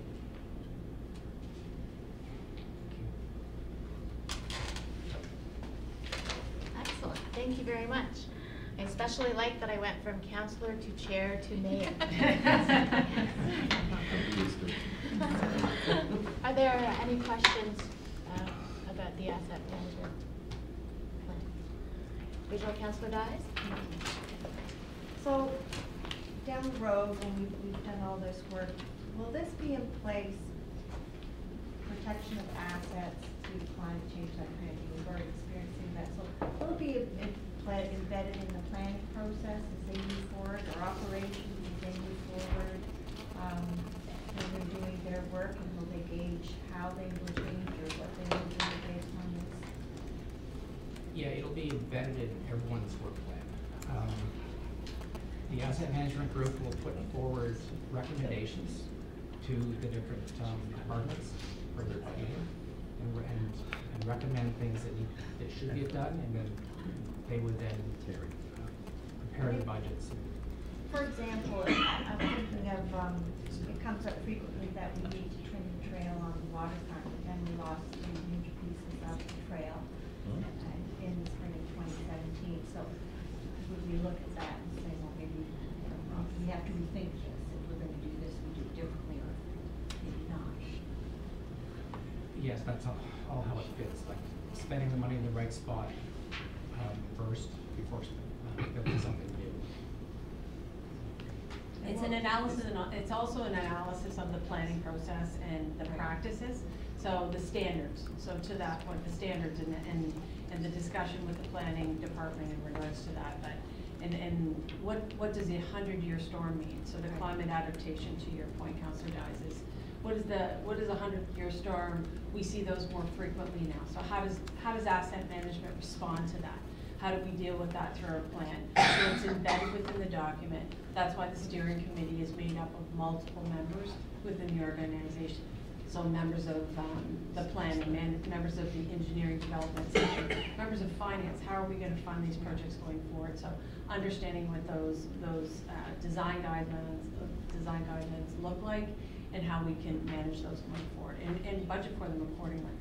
So look at possible vulnerabilities to the community. Yes, great, thank you. Mayor Collier? Thank you, Madam Chair. Through you to Mr. Chalmers and Ms. Bridgman. We kind of have an asset management plan. We have our pavement management. We monitor our sidewalks. We know our vehicles have a certain useful life, our fire trucks, everything else. So I would think this shouldn't be that difficult. What are we not monitoring that we should be already? I know we don't have a formal plan, but we are already doing a lot of this. We are doing a lot, and we're very good at it. But I mean, like we have a very good budgeting process that puts money in the right spot first. There's something called life cycle cost analysis that we don't do here, and that's part of the asset management plans that you must do now. When you purchase a product or build something, you have to cost out the full life cycle, design right through disposal. So all those costs, we don't take those into account right now when we purchase something. So through the chair, and I'm going to build on that a little bit before Ms. Straight jumps in. So we do have a formalized asset management that council endorsed in 2016. So we have a policy, and we have a plan. To your point, did we do a lot of things without having a formalized plan? We did, and we did them very well.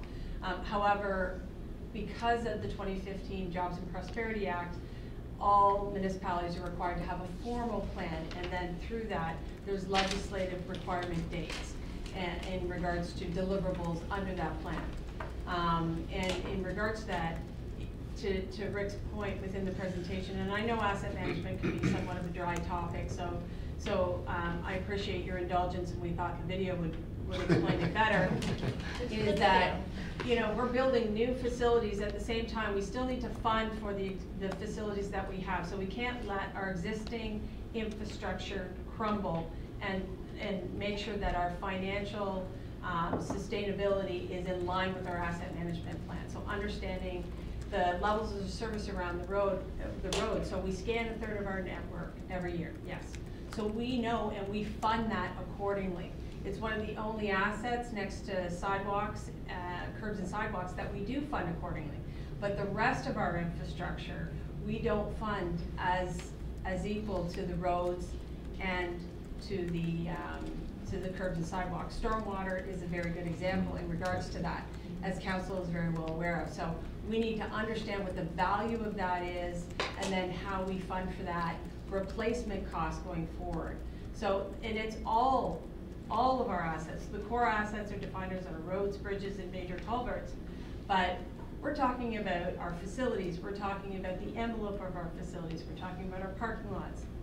We're talking about all the vehicles that we use. We're talking about our desk chairs. We're talking about every asset. Of the $1.2 billion in assets that the town owns and operates, we need to get to that granular level as part of the asset management plan. So So yes, we do a lot of good work in-house, we just need to build on them. And then we also need to move to a 10-year forecast. So understanding that going forward, right now we plan for a 5-year forecast, but in a future year, and I know that's in discussions, and Sheila could speak to the timing around that, the town will be moving to a 10-year, not fully funded. Wait to see. Well, I think that nobody would be able to No. fully fund a 10-year forecast, but looking at a 10-year forecast, so council can see what's, what are the priorities going forward. Okay.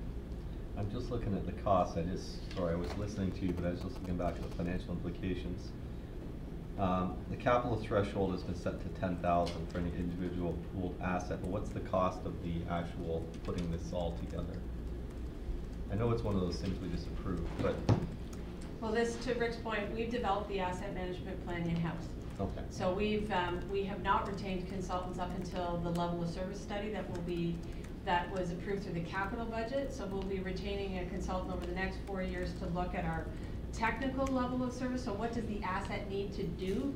So how do we need it to perform? And then what are the customer's expectations? So you have the resident, so that the customer expectations as well. So how do they want the roads to be? How do they want the sidewalks to perform? How do they want the facilities to perform? So those two have to marry together to understand what the levels of service expectations around our assets are going forward. And then how do you want them? Do you want your road network to be a 65 quality pavement index? Then if you want that, then this is how much you have to spend to be able to keep your asset at that level. So that is what we're looking at. And you have to look at the monumental task of every asset. So the pooled assets, because we get down to the nitty gritty of how many flippers, the flipper boards to do the aquatics program need to use to be able to deliver that service to the residents. So that's why we looked at that and understanding through the tangible capital assets, how does that relate? So we're always working with finance to understand that. So do we need to count all our flipper boards, or do we just take a threshold of $10,000 and say we don't need to really worry about those assets? So those are ongoing discussions, but it's getting to that level of detail in every asset that we have here in the organization. Okay. Ms. Strain, with stormwater management, your comment? No, I was actually going to say a lot of what Catherine just said there. So she covered a lot of the financial piece. I think the other thing we need to remember is that this legislation is good legislation. This is legislation that will move municipalities forward in looking after their infrastructure and their capital needs. So, and a lot of this will revolve around what our financial sustainability plan will be revised to look like. We'll be able to take this information, look at what the funding needs are, and then target our funding balances, our reserve balances. So they're all going to interrelate together, and Ms. Bridgman's absolutely right. We will not be able to fund the full asset program. There will not be a single municipality that will be able to fund the whole program. So we'll be looking at priorities, what are conditions, where are the points of where we need to do the repair versus a full rehabilitation or a reconstruction. So planning those things out. But it'll be very important legislation for our municipality, and it will be worth our investment. I agree with you on the funding piece as well. At the region, they do I don't know if it's the full plan, but they have an asset management plan at the region. And in order to fund the bridge and road network going out in the future, they're saying we need a 10% per year increase in the taxes for the next, I think it's 10 plus years or 20 plus years. Like it's a crazy amount to actually meet the need. Yeah. So yeah, no, we need to be proactive on this. Thank you. And through the chair, that's really the basis of why asset management evolved. Was a lot of municipalities weren't as financially sustainable as the town of Ajax, and they were spending the monies on the arenas and letting the roads, deteriorate. And again, it's being able to understand that and planning, proper preventative maintenance on the assets as well. Do the right thing to the right asset at the right time, prolongs the asset, it allows it to be used in a meaningful way. So we need to understand that from, again, what is the expectations of the residents and the asset and how the asset performs. So that's part of what asset management is going for. Thank you. Are there any other questions? Okay. Can I get a mover for the recommendations in this report? Councillor Tyler Moore. All those in favor? All opposed? Motion carries. So next we have 6.3. We have a presentation on age-friendly Ajax. Take it away.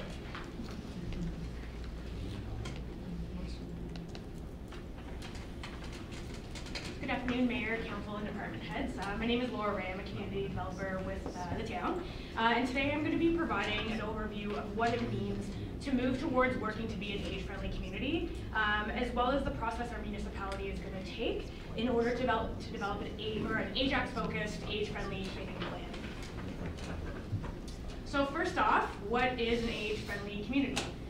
Basically, simply put, it's a community which is going to help people stay active and healthy as they progress through the various stages of their life and into older age.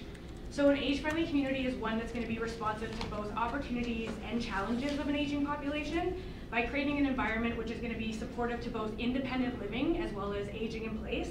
It's going to help to protect and assist vulnerable older adults and seniors. And it's also going to recognize that older adults and seniors have a wide range of skills and abilities which can still positively contribute to all aspects of community life. So really an age-friendly community is looking at where our policies, program services, and spaces are designed to basically support and enable those goals. So why does age-friendly community planning matter? Our community demographics are shifting quite substantially. So based on the 2016 census, approximately 23% of the Ajax population are currently 55 years of age and older. So this actually represents a 4% increase from the 2011 census data. In addition, so it's estimated based on our seniors recreational strategy, the consultants that did the work on that by 2041, the Ajax senior population is actually expected to grow to 36.5% of our total population. So this growth trend is actually reflective of both provincial and national growth trends for this particular demographic. So in 2041, it's also estimated that in terms of provincial stats, we're expecting our older adult and senior population to actually almost double in population to about 4.1 million. And it's also the first time ever that our older adult and senior population is now outnumbering our youth under the age of 14 years of age. And there's a reason for that. So our baby boomer generation has hit the age of 65. So that is what's creating that shift, but that's accounting for a 20% increase since the 2011 census in terms of that specific demographic. And we're also seeing a larger portion of that demographic in their later years, so 80 plus, also living longer and healthier lives as well. So another thing to consider, so when we're talking about an aging population, we also have to look at Ontarians with a disability. So currently, about 1 in 7 Ontarians identify as having a disability, but with an aging population, it is expected that that number is also going to increase as well. So really, in order to prepare for this demographic shift, the priorities of not only municipalities, but businesses, organizations, community leaders really needs to be focusing on urban design, planning, business, programs, and community services that are going to be responsible to the needs of our changing community and our changing demographics. So where did age-friendly community planning come from? So it was actually developed from the World Health Organization. So it was a global initiative that was launched in 2006. And there was actually, so there's 33 countries participating in it, and 4 of those cities were within Canada. So really what this project did was it gathered information from seniors and senior care providers, as well as any other groups or individuals that were interested in the age-friendly planning process. So the information was then compiled into what was called the Global Age-Friendly Cities Guide, as well as a variety of other resources. But basically, this is the resource that provides communities with the tools to initiate their own age-friendly community planning project. So the World Health Organization in this guide essentially identified 8 key dimensions that are critical for cities and towns to utilize when assessing their age friendliness. So I'm just going to briefly go over what those dimensions look like. So these are the 8 dimensions that the World Health Organization identified. So transportation, so this includes everything from affordable access to public transportation, but it also is looking at systems, so how is traffic mitigated, how are roads maintained, how are intersections positioned in space, where is signage in terms of transportation, Housing again, so looking at affordable and accessible options for housing, and then as well as a variety of different housing types to suit older adults as they do age and get older and have to transition to a different variety of housing structures. Social participation, so this is really looking at the various levels of interaction with the community and the types of services and events that really facilitate those types of interactions. Respect and social inclusion is really looking at community attitudes. So again, looking at ageism and how to combat ageism within the community and ensuring that our older adults and seniors are well represented and represented in a way they feel is suiting to them. Communication and information. So again, that it's readily available as well as accessible. It's available in different formats.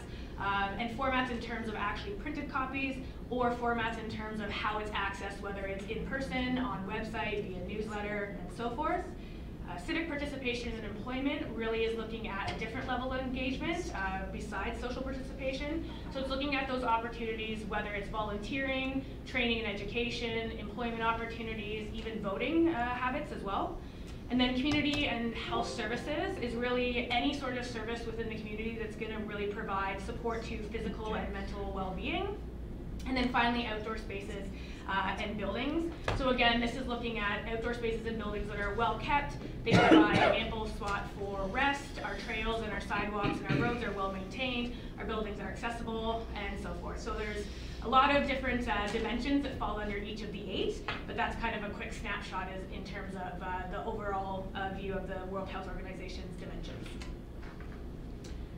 So although the age-friendly community planning process will be a municipally led project, as you can tell based on those 8 dimensions, the development and implementation of this plan is really going to depend significantly on the collaboration between many of our community partners. So this isn't going to include staff representation from all of Town of Ajax departments, the region of Durham, senior serving agencies and organizations, healthcare, business, community organizations, and of course residents. So really we're talking about all sectors. Also, another thing is generally agreed upon that the planning and design for older adults is also beneficial to all ages.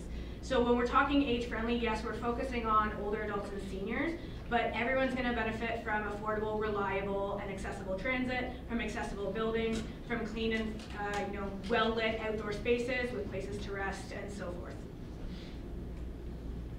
So what does the actual age-friendly Ajax community planning process look like? So it does mean something different for each municipality, as we all do have very different needs. So essentially we've broken ours down into 4 phases. The first phase is really identifying what our local principles and priorities are going to be as they relate to those 8 age-friendly World Health dimensions.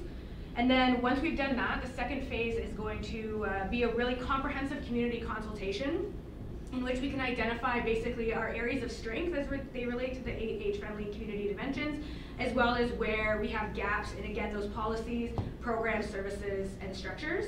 So once we've done our community assessment in phase 3, that's going to be where we're going to take that information and really look at it to outline specific goals and strategies to move Ajax towards a more age-friendly community.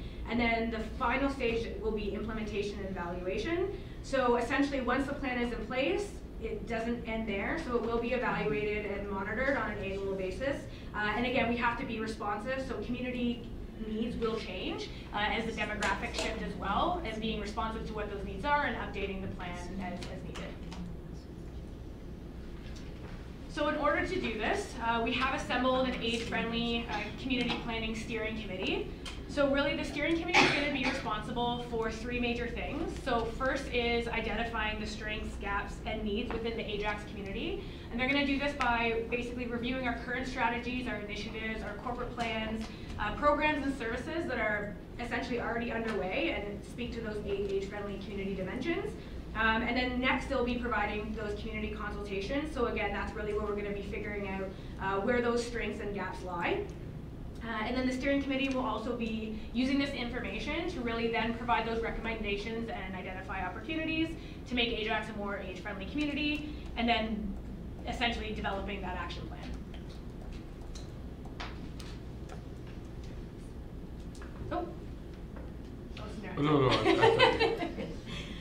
So as mentioned, this planning process really is something that needs to be a community-wide initiative and engage multiple stakeholders.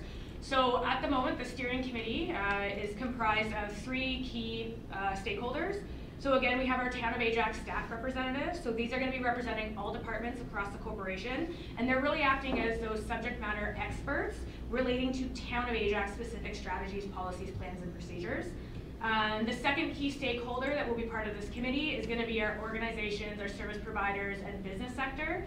So again, these are also senior serving agencies, and they're going to be subject matter expertise in terms of the community-wide lens, in terms of the age-friendly community dimensions. And then finally, of course, residents. So we need the valuable input and insight from the actual experiences of older adults and seniors living and navigating our current services within the Ajax community. So again, this isn't a comprehensive list that you're seeing on the slide deck. This is just an example of some of the key partners that we're hoping to engage when forming the steering committee. So again, if you don't see someone up there and you're wondering, it doesn't mean that we've excluded them. So this is just a snapshot of the steering committee in terms of staff representation. So as you can see, we have already identified the key staff members who will be participating on this committee. And then again, we've also identified agencies that we are looking to target to sit on the committee as well. Again, this is not an exhaustive list. This is just an example of those we're looking to engage. So we are breaking the steering committee up into 7 subcommittees. As you may have noted, I said there's 8 dimensions. We've actually collapsed 2 of the dimensions into 1. So that's the social participation as well as the respect and inclusion. And the reason for that is a lot of the assessment criteria within these 2 dimensions are very similar. And so the staff and the community experts that are going to be sitting on those steering committees can really speak to both of those dimensions. So they have been collapsed into 1 dimension. So I did want to talk a little bit about what the community needs assessment is going to look like. So we've used a number of guiding documents, so one being the World Health Organization's Global Age-Friendly Cities Guide, as well as the Government of Ontario's Finding the Right Fit, an Age-Friendly Community Planning Guide, as well as consulting with a number of different municipalities who've already enacted an age-friendly community plan. To really look at what kind of evaluative or assessment tools we need to go out and do our community consultations, and we've broken it down into 4 separate assessment tools. So an age-friendly community planning conference, community surveys, open houses, and one-on-one interviews. And I'm just going to briefly provide an overview of what those are going to look like. So starting with the age-friendly community planning conference. So this has been scheduled for Thursday, June the 20th of this year. So it will be a full-day workshop. And again, this is really where we're looking to engage all those key stakeholders. So not only just residents, but all of our senior serving agencies.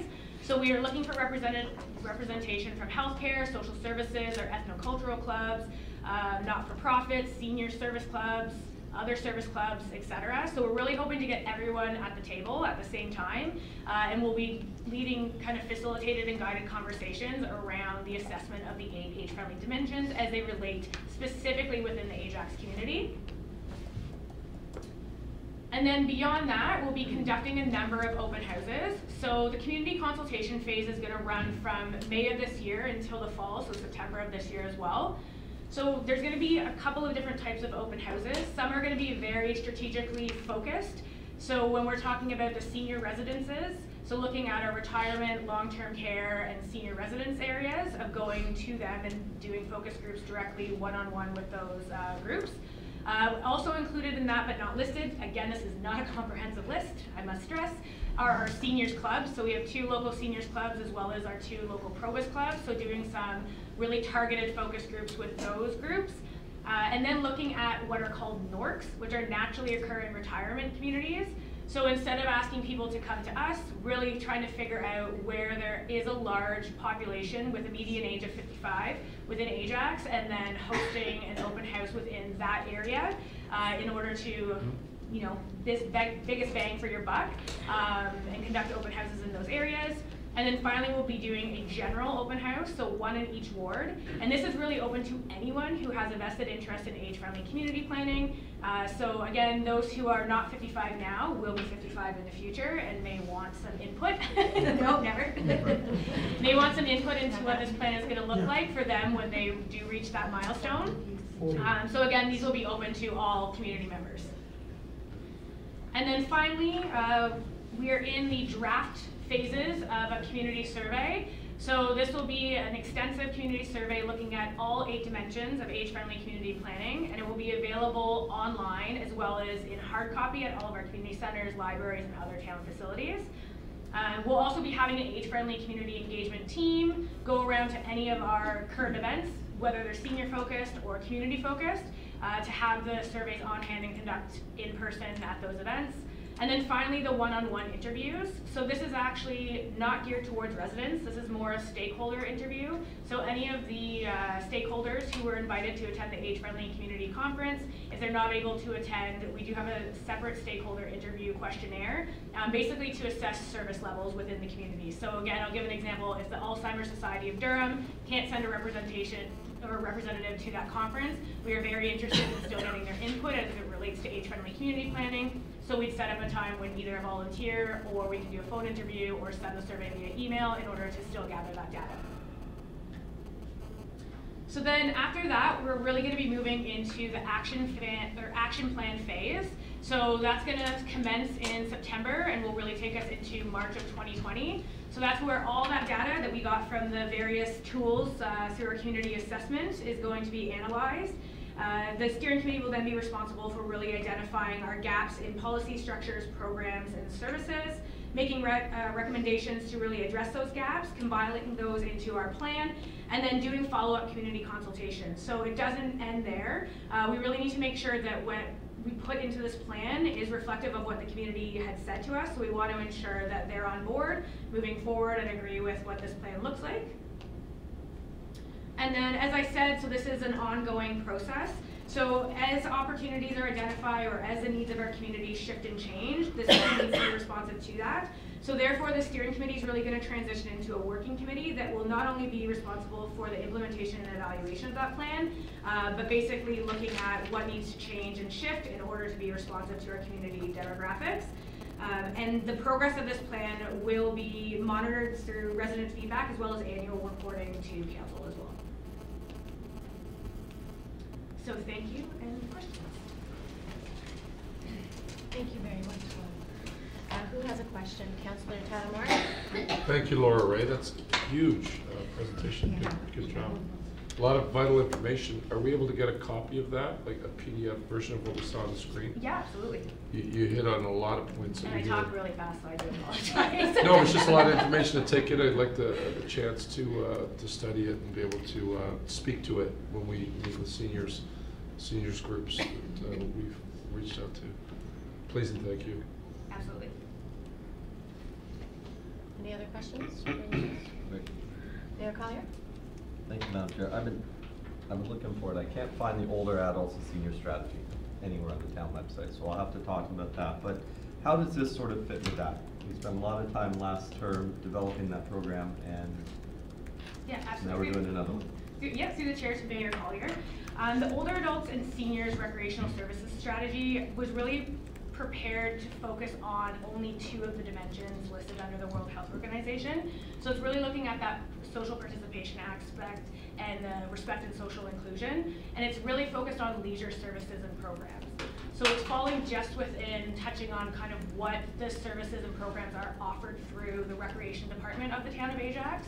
Whereas this is a full scope of our community services.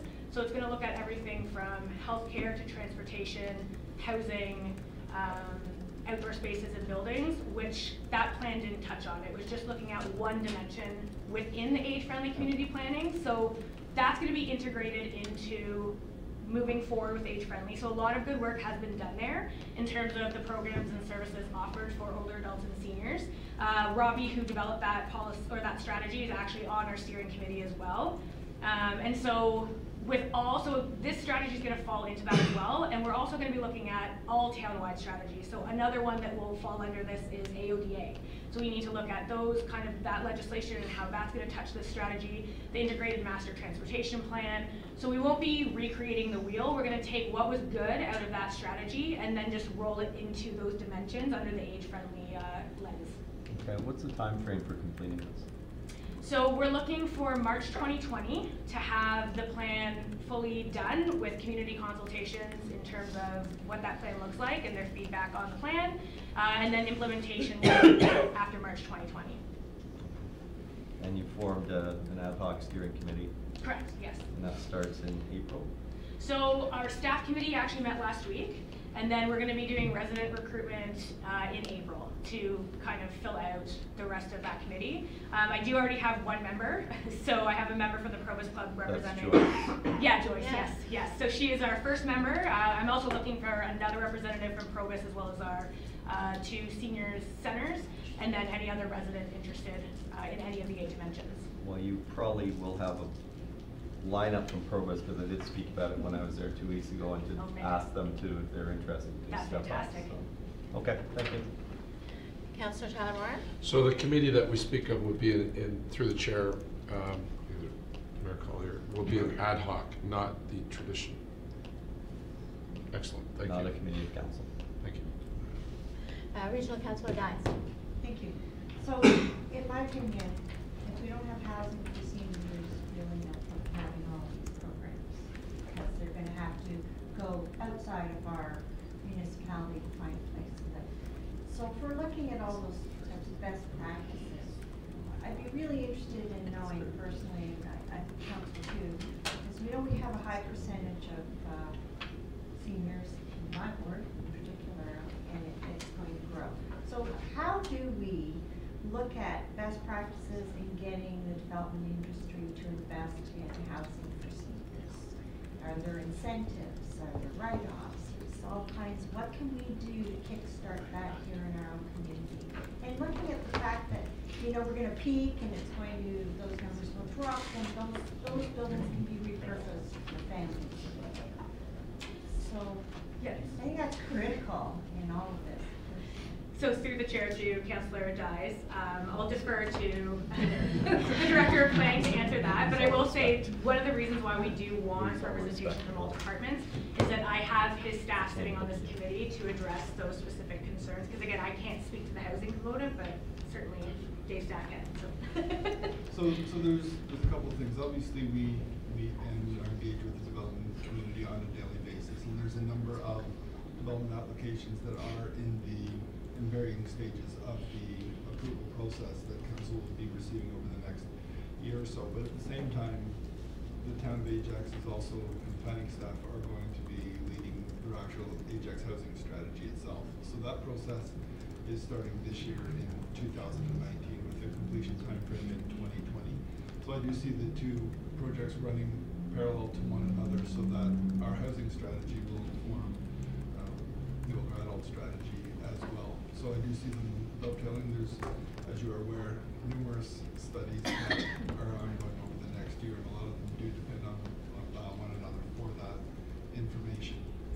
There's reference made to the Integrated Transportation Master Plan as well, which council is going to receive sort of in June for adoption. So you'll always start to see recommendations from those plans that will start to feed other plans. So they are all interconnected, and to address the housing supply when there are programs, funding opportunities available, then we're either directly ourselves or working with the development community who are pursuing those themselves. So we're also looking at different steps, so different age groups too, because there's through retirement, I mean, there's different stages that people go through. They don't want assisted living at 55.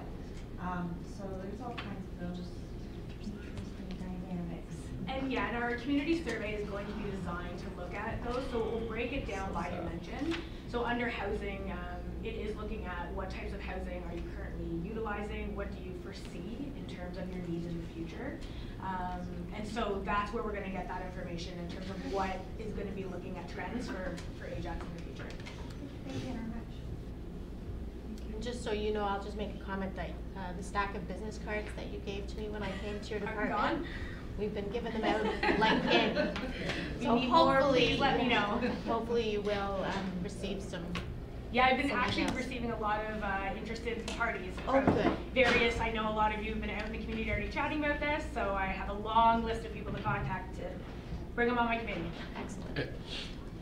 Councillor Through the chair, how Callahan. many will be on the committee? Do you have a number? So we're looking at 2 to 3 residents per dimension.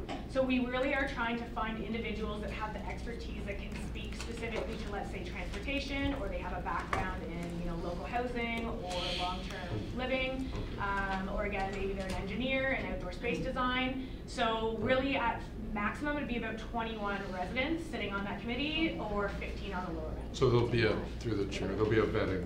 Absolutely, Yeah, yes, yes. it's not just random, first come, first served. No. Thank you. Okay, great. Are there any other questions? Okay, thank you very much. Thank you. Okay. Watch your eyes, folks.